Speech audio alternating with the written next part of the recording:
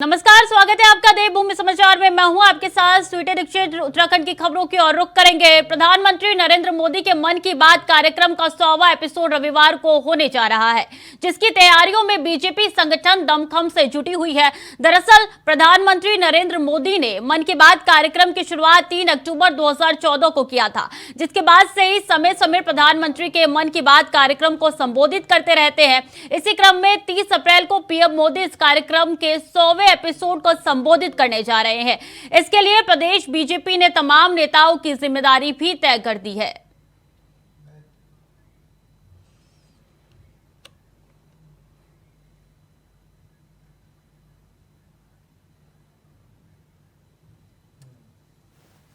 प्रधानमंत्री जी की मन की बात के बाद इसमें भी एक प्रकार से विदेशी उत्पादन की कमी हुई और हमारे देश से 95% जो खिलौनों का घरेलू उत्पाद है उसमें वृद्धि हुई है। आपकी बात की चर्चा में घरेलू पर्यटन को बढ़ावा मिला है, जल संरक्षण के प्रति जागरूकता बढ़ी है, अमृत सरोवर का निर्माण इस मन की बात के ही कार्यक्रमों के बाद सफलता प्राप्त की है। मन की बात के कार्यक्रम की प्रेरणा से पर्यावरण संरक्षण एक आंदोलन बना है, जिसका उदाहरण सफल स्वच्छता अभियान है। मोदी जी ने अपने मन की बात में हमेशा स्वच्छता कार्यक्रम की जो चर्चा की, उसका एक बहुत बड़ा लाभ हुआ है। हर घर तिरंगा अभियान मन की बात से के विषय को लेकर सामूहिक भागीदारी से राष्ट्रव्यापी उत्सव के रूप में इस कार्यक्रम को देखा गया है। प्रधानमंत्री जी की संस्कृति, लोक परंपराओं, भाषा, लोगों की कहानियां और त्योहारों जो कि पहले मुख्य धारा में शामिल नहीं थे, उनके अवगत कराने के लिए प्रभावी ढंग से एक मंच का उपयोग किया गया है। और कैबिनेट मंत्री चंदन रामदास के निधन के बाद अब सिस्टम पर सवाल खड़े हो रहे हैं। कांग्रेस के नेताओं ने शासन के 2 बड़े अधिकारियों पर बड़ा आरोप लगाते हुए कहा है कि चंदन रामदास ने हेलीकॉप्टर मांगा था, लेकिन अधिकारियों की तरफ से इसमें हीला हवाली कर दी गई, जिसके चलते कैबिनेट मंत्री चंदन रामदास आज हमारे बीच नहीं है, तो वही बीजेपी कांग्रेस पर राजनीति करने का आरोप लगा रही है।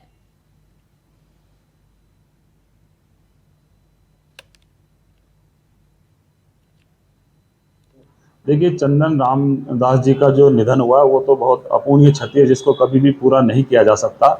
जानकारी में यह आया है कि अपनी मृत्यु से पूर्व उन्होंने हेलीकॉप्टर की मांग करी थी। शासन के 2 बड़े अधिकारी, आईएएस अधिकारी, उनको फोन किया गया कि उनको हेलीकॉप्टर उपलब्ध कराया जाए, लेकिन उनको हेलीकॉप्टर उपलब्ध नहीं कराया गया। शासन की लचर व्यवस्था के कारण उनको अपनी जान गंवानी पड़ी। अगर उनको समय पर हेलीकॉप्टर उपलब्ध करा दिया जाता, शायद उनकी जान बच सकती थी। आज जो मंत्री और जो अफसरशाही है वो एक दूसरे के झगड़े में उलझे हैं कि सीआर कौन लिखेगा। सीआर के चक्कर में वो कह रहे हैं मंत्री लिखेगा या मुख्यमंत्री लिखेगा। इन्हीं बातों को लेकर उलझे हुए हैं। प्रदेश का कोई काम नहीं हो रहा। अब इससे बड़ी दुर्घटना क्या हो सकती है कि एक मंत्री के बीमार होने के बावजूद उन्होंने हेलीकॉप्टर की मांग करी। ये सुविधा तो उनको मिलती है।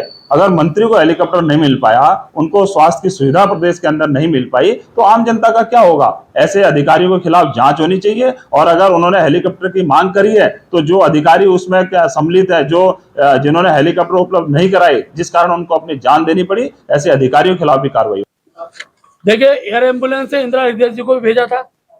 प्रकृति के साथ, सृष्टि के साथ, अनहोनी के साथ इस प्रकार प्रश्न खड़ा करके कांग्रेस मृत आत्मा के प्रति एक प्रकार से संदेह व्यक्त कर उसको अपमानित कर रही है। इस प्रकार की बातें नहीं करनी चाहिए। परिवार में जाके बातचीत हुई, उसके आधार पर तत्काल उनको जो वहां पर स्वास्थ्य सुविधा दी जा सकती है देने का प्रयास हुआ है।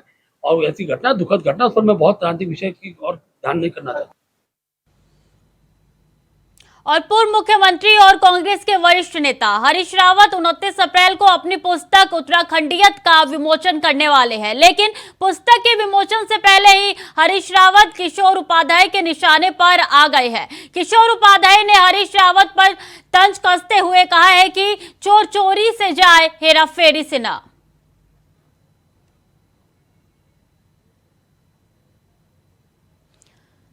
इस खबर पर अधिक जानकारी के लिए हमारे साथ देवेंद्र भसीन जुट गए हैं, बीजेपी से। बहुत स्वागत है आपका इंडिया वॉइस पे सर।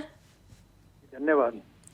हरीश रावत ने अपने पुस्तक का विमोचन आज करेंगे। आज का दिन है जब वो विमोचन करने वाले, क्या कहेंगे आप इस पे?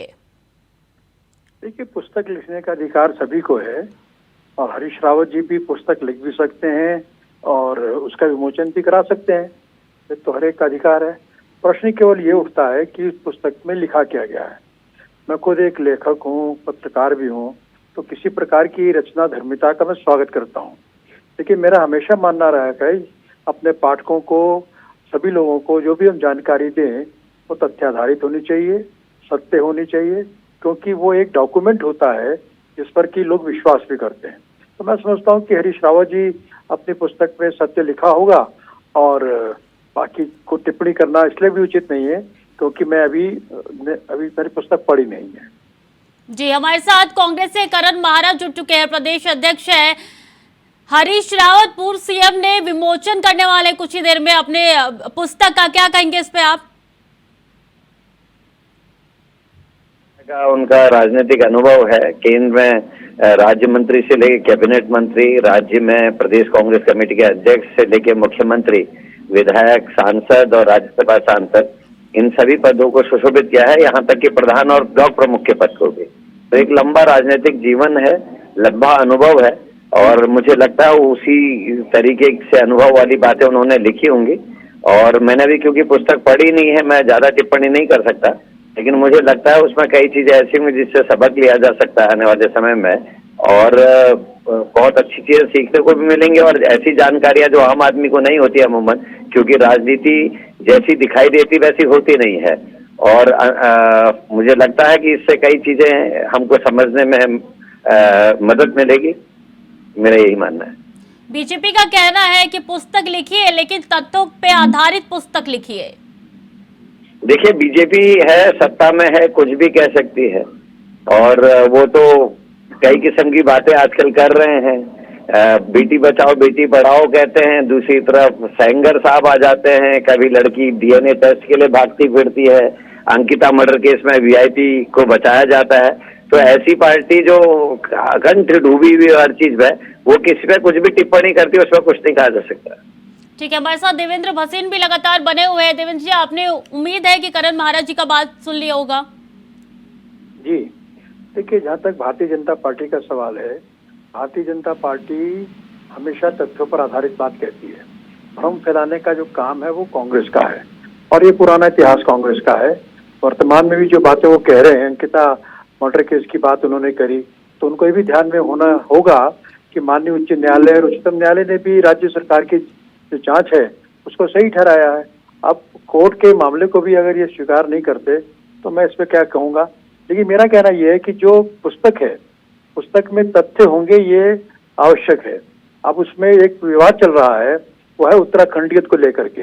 हरीश रावत जी ने पुस्तक का नाम संभवतः उत्तराखंडियत रखा है और दूसरी ओर जो वर्तमान में भाजपा के विधायक हैं श्री किशोर उपाध्याय, उनका कहना यह है कि ये मूल शब्द उनके द्वारा दिया गया था और हरीश रावत जी ने उसको हमने में ले लिया है।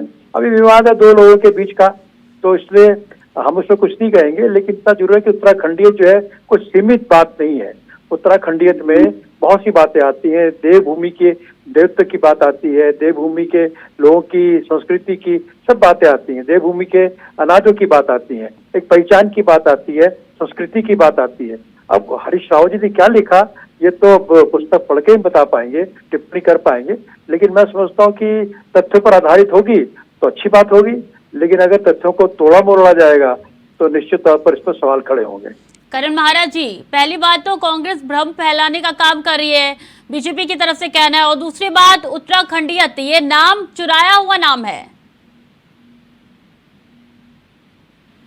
बात में जो भसीन साहब ने कहा मैं उससे सहमत नहीं हूँ, क्योंकि वो बिटिया ने मरने से पहले जो व्हाट्सएप मैसेजेस किए हैं उसने साफ साफ लिखा है वीआईपी को एक्स्ट्रा सुविधाएं देने के लिए मुझे फोर्स किया जा रहा है, और इस बात को कोई नहीं छिपा सकता। अदालतों में किस तरीके से तथ्य रखे गए, किस तरीके से जांच के वो रखे गए, उसके हिसाब से अदालत ने फैसला किया होगा, लेकिन अंकिता के आखिरी मैसेजेस को नहीं भुलाया जा सकता। एक लड़की अपनी बेटी के डीएनए टेस्ट कराने के लिए दर ठोकरें खा रही है, सबने देखा है। सेंगर का यूपी का कांड भी सबने देखा है, तो इन चीजों में मुझे कुछ ज्यादा नहीं कहना, लोग जानते हैं, पब्लिक है, सब जानते हैं। रही किशोर उपाध्याय जी की बात, उत्तराखंडियत कोई किशोर उपाध्याय का जन्मा हुआ शब्द नहीं है, और किशोर भाई को तो कुछ कहने का अधिकार ही नहीं रह गया। जिस आदमी ने ये कहा हो कि मैं तो कट्टर कांग्रेस हूँ, आज निक्कर और लट लेके वो फोटो खिंचा रहे हैं, वन अधिकार की बात करते थे, जब से बीजेपी में गए हैं वो चैप्टर क्लोज हो गया। राज परिवार के खिलाफ बात करते थे, श्रीदेव सुमन की बात करते थे, आज वो मौन लेके बैठे हैं, आज उसी राज परिवार के साथ खड़े भी दिखाई देते। तो आदमी को बोलने से पहले अपने गिरेबान में झांकना चाहिए और कुछ भी बोलने से पहले उनको समझना चाहिए। आज क्यों नहीं करते वो वन अधिकार की बात, वो क्यों नहीं करते पलायन की बात?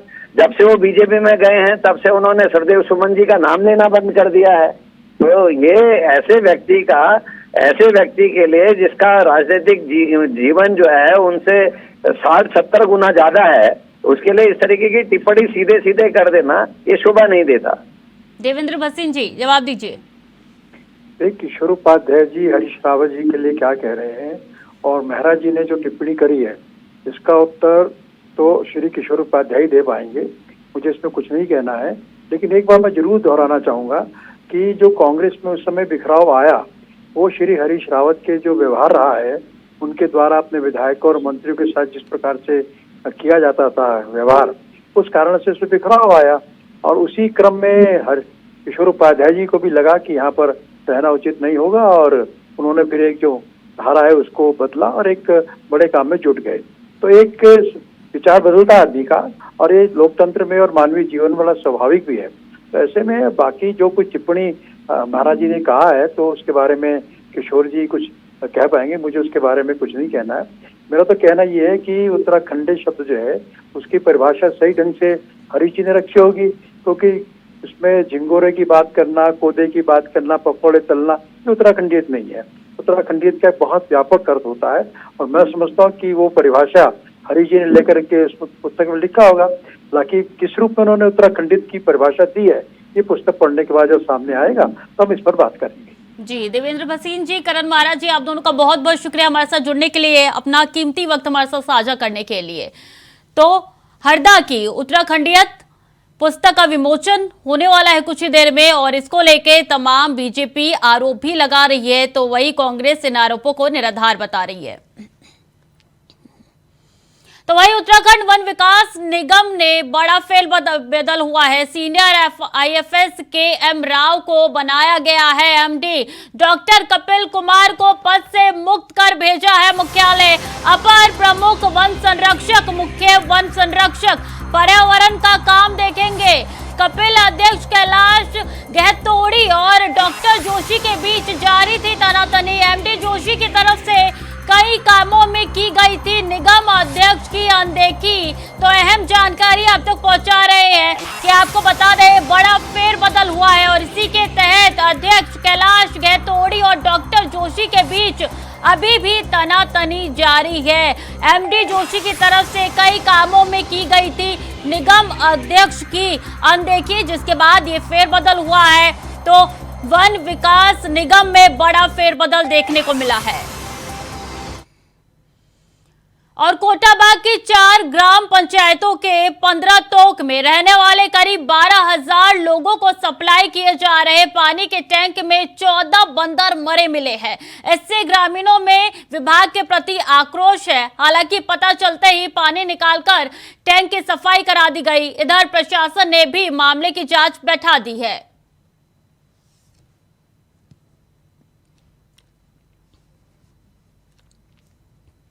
तो पानी के टैंक में कई बंदर मरे मिले हैं। ये बड़ी लापरवाही निकल के सामने आ रही है। विभाग के प्रति ग्रामीणों में आक्रोश भरा हुआ है। गर्मी के सीजन में इस तरीके से बड़ी लापरवाही निकल के सामने आई है और टैंक की सफाई कराई जा रही है। जैसे इस मामले का पता चला प्रशासन को, पानी के टैंक में 14 बंदर मृत पाए गए हैं। 15 तोक के 12,000 लोग पीते हैं ये पानी और इससे समझिए कि किस तरीके की परेशानी लोगों को उठानी पड़ रही है। बीमारियों का सामना भी लोगों को करना पड़ता है अगर इस तरीके की गंदे पानी को पी ले। तो 14 बंदर मृत मिले हैं पानी के टैंक में। प्रशासन के कानों में जैसे ये बात पहुंची वैसे प्रशासन ने तुरंत टैंक की सफाई का काम शुरू कर दिया है। हालांकि विभाग के प्रति ग्रामीणों में आक्रोश देखने को मिल रहा है। तो टैंक की सफाई कराई जा रही है और इसके लिए जांच भी बैठा दी गई है, लेकिन 14 बंदर मृत मिले हैं पानी की टैंक में, मरे हुए मिले हैं 14 बंदर, जिससे प्रशासन के लिए ग्रामीणों में भारी रोष देखने को मिल रहा है। तो टैंक की कराई जा रही है सफाई, और इसके लिए आपको बता दें कि जांच कमेटी भी बैठा दी गई है। हालांकि अभी भी आक्रोशित है ग्रामीणों का कहना है कि इस तरीके के गर्मी के मौसम में पानी की इतनी किल्लत और इतनी बड़ी लापरवाही। सोशल मीडिया पर एक वीडियो वायरल हो रहा है, जिसके बारे में कहा जा रहा है कि ये video Rajaji tiger reserve park का है, जिसमें पार्क की चिला रेंज में भालू मुख्य सड़क पर आ गया है। भालू काफी हद तक सड़क पर चहलकदमी करता रहा, जिस कारण मार्ग पर आवाजाही करीब आधे घंटे रुक चुकी है। इस दौरान मार्ग से गुजर रहे लोगों ने भालू को अपने मोबाइल के कैमरे में कैद कर लिया है। भालू के सड़क पर आने की सूचना पर पार्क कर्मी मौके पर पहुंचे, लेकिन जब तक भालू जंगल में जा चुका था।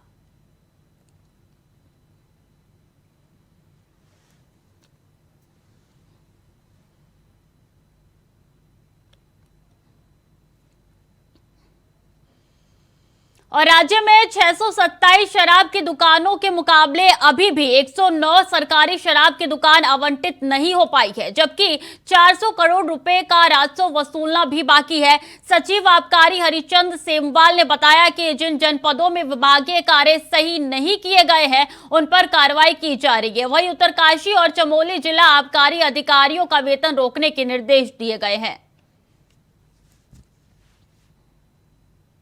नवीनीकरण हो गई थी दुकानें, उनको छोड़ते हुए, और जो सरकार की पॉलिसी के तहत प्रथम जिसने फर्स्ट हमारे यहाँ अप्लाई किया था, उसको अलॉटमेंट करने के बाद जो दुकानें बची थी 133 दुकानें बची हुई थी।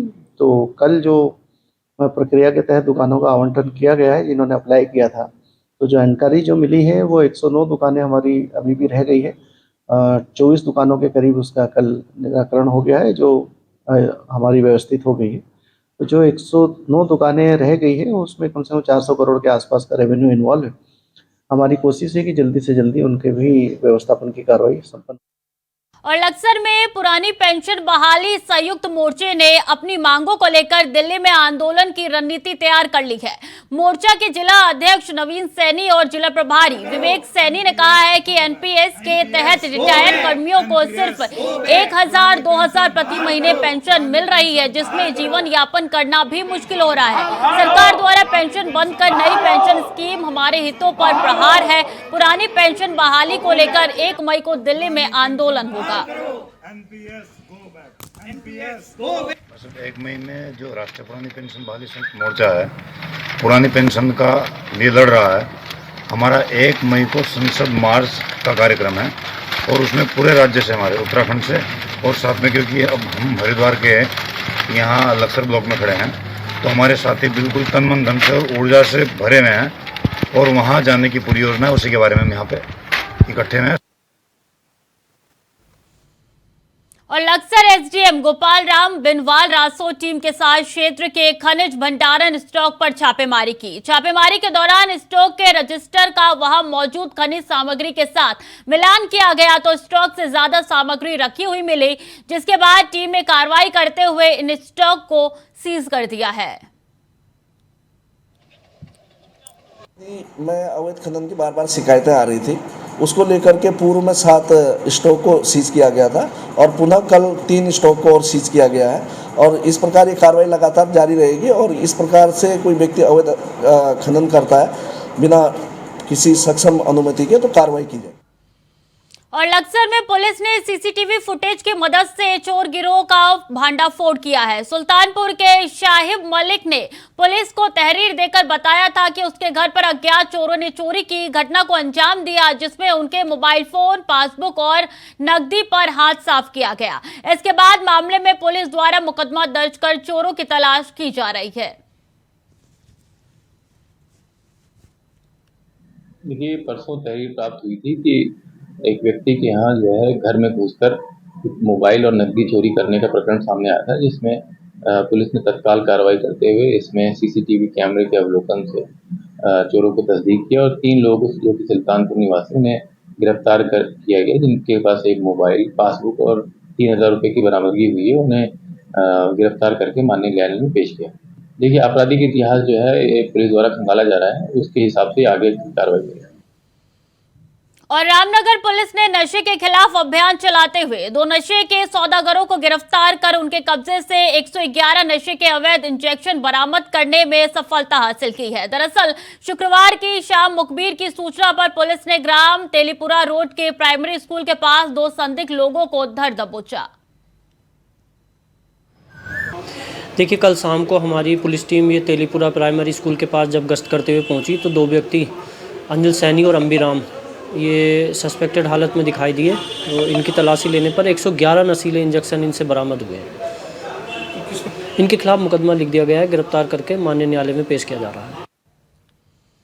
धार्मिक जोशीमठ प्रखंड के बड़ा गांव के पंचायत चौक में पौराणिक सांस्कृतिक धरोहर को संजोए गरुड़ छाड़ मेले का विधिवत समापन हो गया है। तो वहीं इस बार मेले में ग्रामीणों के आग्रह पर ज्योतिष पीठ के शंकराचार्य स्वामी अवि मुक्तेश्वरानंद की ओर से काशी की प्रसिद्ध गंगा आरती भी मेले में पहुंचे हजारों लोगों के आकर्षण का केंद्र बनी रही। सदियों से चले आ रहे इस पारंपरिक मेले में गांव की पंचायत की तरफ से नामित जो भी व्यक्ति भगवान गरुड़ और भगवान कृष्ण को पकड़ता और छूता है उसको पुत्र रत्न की प्राप्ति होती है। यह ऐतिहासिक मेला बड़ा गांव के पंचायत चौक में हर 2 साल बाद आयोजित होता है। यहाँ पर 1 साल हस्तौला मेला और 1 साल गरुड़ छाड़ मेले का आयोजन होता है। इस अवसर पर ढोल सागर के 18 तालों पर कई देवी देवताओं को समर्पित पारंपरिक मुखौटों का नृत्य भी हुआ है। साथ ही नारायण के कुछ प्रसंगों का भी राम लक्ष्मण सीता के पात्रों ने नृत्य नाटिका के जरिए दिखाया।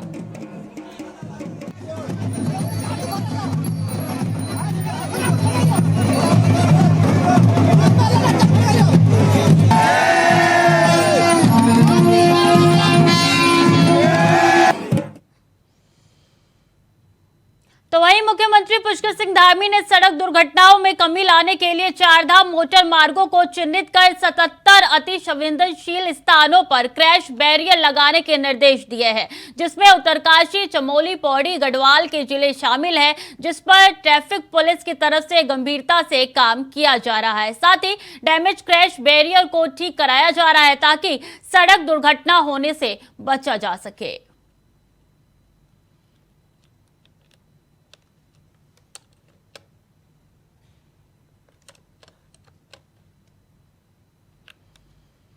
तो उसमें हम लोगों ने ब्लैक स्पॉट और दुर्घटना संभावित क्षेत्र इन सब जगहों को आइडेंटिफाई किया हुआ है और जो कॉशनरी बोर्ड्स हैं, क्रैश बैरियर लगाने का काम है या उनके रिपेयर का काम है, वो सब काम हम काम कर रहे हैं और दूसरे विभाग के सहायता से भी वहाँ पे हम लोग काम कर रहे हैं। इसके अलावा मैन पावर को भी डिप्लॉय किया गया है, कैमरे वगैरह भी लगाएंगे हैं ताकि इस तरीके की कोई अगर सड़क दुर्घटना हो तो एक तो सड़क दुर्घटना को बचाया जा सके, अगर सड़क दुर्घटना हो जाती हो तो वहाँ पे सर्च एंड रेस्क्यू का काम आसानी से किया जा सके।